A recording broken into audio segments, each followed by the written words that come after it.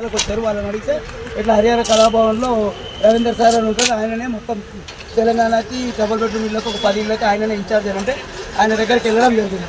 Sir ఏం sir అని అంటే ఆయన కరెంట్ నేను ప్రొవైడ్ చేస్తాను అని సీఎండీ ఆఫీస్కి పంపించడం జరిగింది. అక్కడ నుంచి కరెంటు ఒక్కి డబ్బులు శాంక్షన్ అయినాయి. శాంక్షన్ అయిన తర్వాత ఒక 6 months 7 months దాకా వర్క్ నడుస్తూనే ఉంది కరెంట్ వర్క్. తర్వాత ఒక 1.5 month క్రితం లోపలికి పోవడం జరిగింది. లోపలికి పోవడం జరిగితే వాటర్ ఉంది. వాటర్ ఉంటే మేము షాక్ తిన్నాం అనమాట. సెల్లార్లో వాటర్ ఉన్నాయి. అరే వర్షాకాలం పోయి ఇన్ని నెలలు అవుతుంది. ఇప్పుడు నవంబర్లో వెళ్ళినాం మేము లోపలికి. నవంబర్లో వెళ్తే ఈ టైంలో ఇంకా నీళ్ళు ఎందుకున్నాయని చెక్ చేసి సార్ రవీంద్ర సార్ని అడిగితే స్వామి అది యాక్చువల్గా కట్టడమే మేము కరోనాలో కట్టిరు, అది మా హయాంలో కట్టలేదు, వేరే ఇంజనీర్ కట్టిరు, అది కట్టడమే కరోనా టైంలో కట్టిరు కాబట్టి ఎవరు పట్టించుకోలేదని.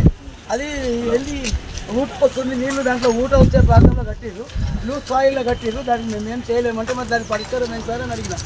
పరిష్కారం ఏంటి అని అంటే దాంట్లో మోటార్లు పెడతాం, ఆ మోటార్ల త్రూ నీళ్లు తీసేసుకోవాలి మీరు అంటే. సార్ మరి ఎప్పుడు మోటార్లు పెట్టాలంటే ఎప్పుడు 365 days మోటార్లు పెట్టాలి, ఆ నీళ్ళు వస్తూనే ఉంటే మీరు తీసేస్తూనే ఉండాలి అని. సార్ రేపటి నాడు కరెంటు పోతుంది, జనరేటర్ పనిచేయదు, రాత్రి కూడా వర్షాలు పడతాయి, సడన్గా ఏమైనా ఇప్పుడు మేమేం చేయాలి? మీరు ఇష్టం ఉంటే తీసుకొని, లేకపోతే లేదు. మీకు ఫ్రీగా ఇచ్చినట్టు, ఫ్రీగా ఇచ్చిన దానికి మీరు ఇన్ని క్వశ్చన్లు వేస్తారా మాతో అని మమ్మల్ని ఎట్లా ఇస్తున్నారంటే ఇంకా చూడండి సార్, మ్యాక్సిమం గరీబోలే ఉన్నారు. ఎక్కడ మీరంతా కొంచెం